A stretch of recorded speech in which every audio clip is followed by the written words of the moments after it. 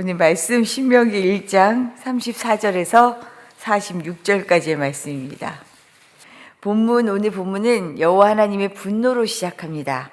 약속의 땅 앞에 서서 올라갈 일만 이제 남아있는데 이스라엘 백성들이 정탐꾼이 다녀온 다음에 그 땅이 너무 강하다, 그 땅에 거주하는 사람들이 너무 거대하다라는 이야기를 듣고는 자신들이 이제 그 땅 차지하지 못할 거다라고 낙담만 한 게 아니라 이제 원망하고 불평하게 됩니다. 그러면서 이런 말도 해요. 민수기 말씀에 보면 하나님이 자신들을 미워해서 이들의 손에 멸하려고 지금 그런 거길 보내시는 거다라고까지 원망을 합니다. 이 모습을 보고 하나님이 분노하신 거죠. 이 말씀을 통해 두 가지 교훈을 우리가 한번 살펴보려고 하는데요. 먼저 하나님의 진노와 사랑은 정말 아주 실제적입니다. 실제적이에요. 이스라엘 백성의 원망과 불평을 듣고 진노하신 하나님이 어떤 결정을 내리시는지 35절 말씀을 한번 보겠습니다. 우리 35절의 말씀입니다. 이 악한 세대 사람들 중에는 내가 그들의 조상에게 주기로 맹세한 좋은 땅을 볼 자가 하나도 없으리라. 하나님을 향한 믿음을 잃어버리고 순종하지 못한 백성들의 결과는 하나님이 약속하셨던 그 약속의 철회예요. 약속이 무효가 되는 겁니다. 불신앙의 악한 세대에게는 단 한 사람도 좋은 땅에 들어갈 수 없다라고 말씀하셔요. 여기에는 모세도 예외가 아니에요. 모세가 이스라엘 백성들을 이끌고 가나안으로 가잖아요. 근데 37절 말씀을 보면 여호와께서 너희 때문에 내게도 진노하사, 모세가 하는 말입니다. 이르시되 너도 그리로 들어가지 못하리라. 모세를 포함한 이스라엘 백성들이 다 안 돼, 약속의 땅에 들어갈 수 없어 라는 얘기를 듣는 거죠. 하나님의 진노는 단호합니다. 믿지 않는 자들에게 그 믿음의 분량대로 결과가 나온 거예요. 하나님의 징계와 진노는 사랑만큼이나 실제적이에요. 약속이 실제가 되게 하는 것은 다름 아니라 믿음입니다. 약속 자체가 중요한 게 아니에요. 약속이 실현되기 위한, 하나님과 우리 사이에 약속이 실현되기 위한 도구라고 해야 되나요? 그 중간 과정이 필요한데 이것은 우리의 믿음이라는 거죠. 하나님이 약속하신 바가 실현되기 위해서는 우리의 믿음이 필요합니다. 하나님의 의지만으로 되어지는 게 아니라는 거죠. 이것을 믿고 따르는 우리의 순종 없이는 가나안을 앞에 두고도 여기로 갈 수 없다는 거예요. 광야로 다시 돌아가게 되는 것을 오늘 보게 되는 거죠. 불신앙과 불순종은 10하루의 길을 40년이 걸리는 길로 바꿔놓았습니다. 10하루 길을 40년으로. 하나님의 약속이 역사로 일어나기 위해서는 반드시 이 일을 맡은 우리의 믿음과 순종이 필요합니다. 그런데 모세에게도 허락되지 않은 이 좋은 땅, 약속의 땅에 들어갈 수 있는 예외의 인물들이 있습니다. 누구죠? 여호수아와 갈렙이었어요. 하나님께서 왜 여호수아와 갈렙에게는 약속의 땅을 허락하셨을까?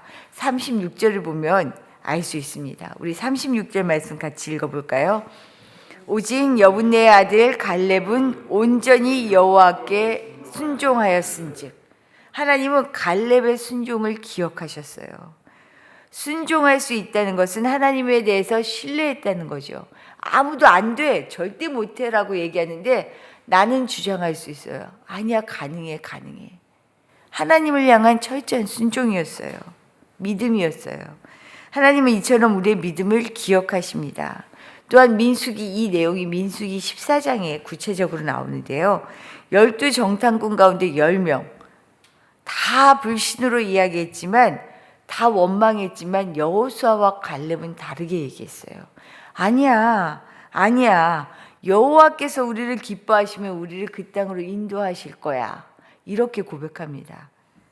하나님을 향한 믿음을 놓지 않은 거죠. 하나님의 말씀에 순종했습니다. 그래서 하나님은 순종한 당신의 자녀들은 분명히 구별하셨어요. 이들은 갈 수 있다. 또한 출애굽 1세대의 자녀들, 너무 어려서 옳고 그른 것을 가리지 못하는 자녀들에게는 약속을 유효하게 하신 거죠. 이처럼 하나님은 진노에도 사랑에도요, 아주 실제적이셔요. 진노를 내리시는 이유도 분명하고요, 사랑이 유효한 것도 분명합니다. 믿는 만큼 믿음대로 그에 맞는 선택을 하신 거죠. 이스라엘 백성들의 불신과 불순종으로 하나님이 진노하시고 이들을 심판하시지만 하나님은 심판 중에도 믿음의 사람과 세대 가운데에는 그 기대와 소망을 여전히 두고 계신다는 거예요. 우리가 하나님 앞에서 어떻게 살아가느냐에 따라 모두가 심판받는 가운데도 어때요? 그 가운데 구원을 이룰 수 있는 거예요. 그러니 우리가 어떻게 서야 하는지 분명히 알 수 있죠. 하나님의 약속을 받아 누릴 수 있는 그 길은 오직 믿음뿐입니다. 이 믿는 만큼 믿음의 크기가 우리의 삶을 전혀 다른 길로 인도하고 있다라는 것을 기억할 수 있기를 바랍니다. 결국 40절 말씀을 통해서 불순종했던 이스라엘 백성들에게 남은 길은 다시 그 지긋지긋한 광야로 발길을 돌리는 일이었어요. 너희는 방향을 돌려 홍해길을 따라 광야로 들어가 있지니라. 얼마나 원망했어요, 이 광야의 길에. 왜 우리를 불러내서 이 고생을 시켰냐라고 얘기했잖아요. 그런데 이 이야기를 들으니까 막상 하나님의 약속이 무효가 된다고 하니 그제서야 백성들은 자신들의 잘못이 눈에 들어오는 거죠. 그래서 이야기합니다. 이제 우리 아니라고 가나안 땅 정복하러 가겠다고, 갈 거라고. 그런데 이 말씀을 모세가 전하니까 하나님께서 아니야. 올라가지도 말고 싸우지도 말아라. 결코 나는 너희와 함께하지 않을 것이다. 너네 올라가면 패하게 될 거야. 이 말씀을 다 하셔요. 이 말씀을 들었는데 이스라엘 백성들은 어떻게 하죠? 오늘 말씀 보니까 올라가요. 하나님의 만류에도 불구하고요, 이스라엘 백성들은 기어이 가나안으로 올라갑니다. 어떻게 되었을까요?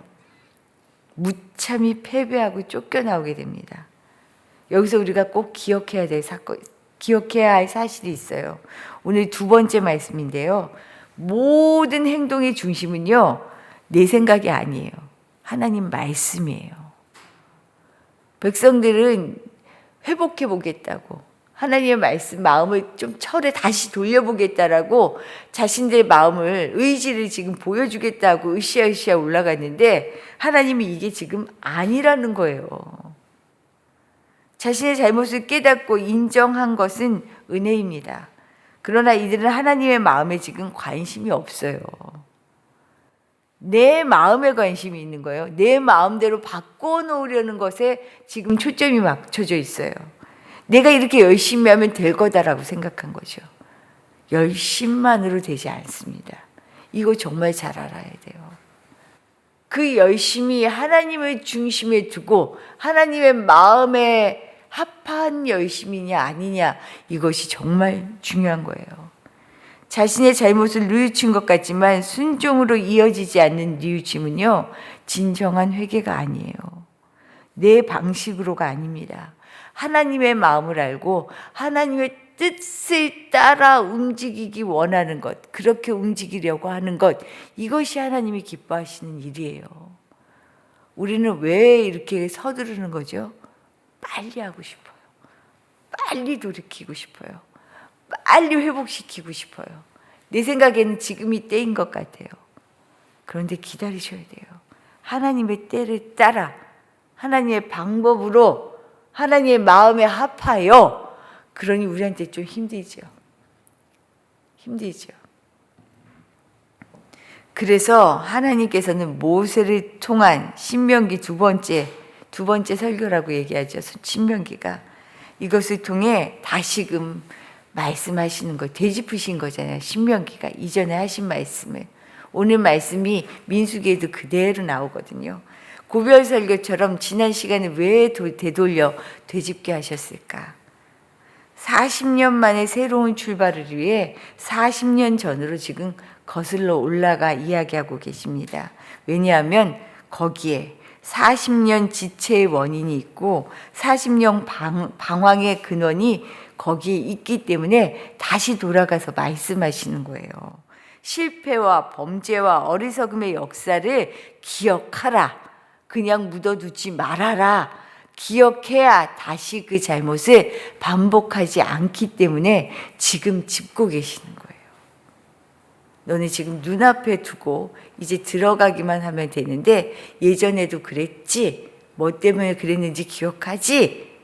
이거 기억하고 다시는 그 죄를 반복하지 말아라 라고 말씀하고 있습니다. 다시는 이런 어리석은 죄가 일이 발생하지 않도록 재발하지 않도록 이제 들어갈 새 땅 가나안은 모든 과거가 청산되고 새로운 세대가 새로운 마음으로 세워져야 하는 나라이기 때문에 지금 말씀하시죠.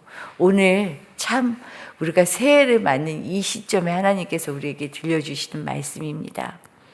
우리의 마음을 새롭게 하여 내 급한 성질에 못 이겨서 아니라 내 마음을 다 내려놓고 하나님 말씀을 듣기를 더딘 것 같지만 더디지 않습니다. 오히려 열 하루끼리 40년 되는 그런 잘못을 저지르지 않고 하나님 앞에 날마다 듣겠습니다. 주님, 급한 성질 좀 고쳐주시고 하나님의 말씀을 따라 하나님의 뜻을 따라 하나하나 나아가는 사람 되게 해주십시오. 그렇게 기도할 수 있는 우리 모두 되시기를 축복합니다. 주신 말씀 생각하며 기도하도록 하겠습니다. 하나님, 모든 행동의 중심이 내가 아니라 하나님의 말씀이 되게 해주십시오. 하나님의 진노와 사랑이 너무나 실제적인데 하나님의 사랑을 누리며 살아갈 수 있게 해주십시오 라고 기도해 주시기를 부탁드리고요. 오늘은 우리 교우들과 우리 성도들, 자녀들 그리고 가족들을 위하여 기도하는 날입니다. 먼저는 계속해서 지금 기도하고 있는데 엄신양 권사님, 엄미양 집사님 어머님이신 박남희 사모님 암이 재발되어서 아주 지금 응급 상황입니다. 하나님 잘 감당할 수 있는 몸과 마음, 가족들 기도할 수 있는 힘 허락하여 주십시오. 우리 하나님께서 인도하여 주십시오. 기도해 주시고요. 우리 이섬희 권사님은 아버님, 어머님이 지금 함께 너무 힘든 상황에 있어요. 이동희 성도님, 임병숙 권사님, 우리 하나님께서 인도해 주시길 기도해 주시고 우리 이현수 집사님의 아버님, 이용주 장로님 그리고 김덕수 집사님의 아버님 파킨슨병으로 계속해서 고생하고 계시는데 하나님 건강으로 돌아보시고 우리 부모님들 한 분 한 분이 정말 강건하게 이 땅에 계시는 동안 건강하게 하나님 주신 복 누릴 수 있게 기도해 주시기를 부탁드립니다. 감기, 독감이 아주 크게 유행이죠. 우리 조성희 성도님 잘 회복하고 오셔서 감사합니다. 지금도 이지영 집사님 천식으로 번져서 고생하고 계시고요. 천경민 권사님 그리고 정민교 집사님 지금 감기로 고생하고 계셔요. 잘 회복하실 수 있도록 같이 기도해 주시길 부탁드립니다. 기도드리겠습니다.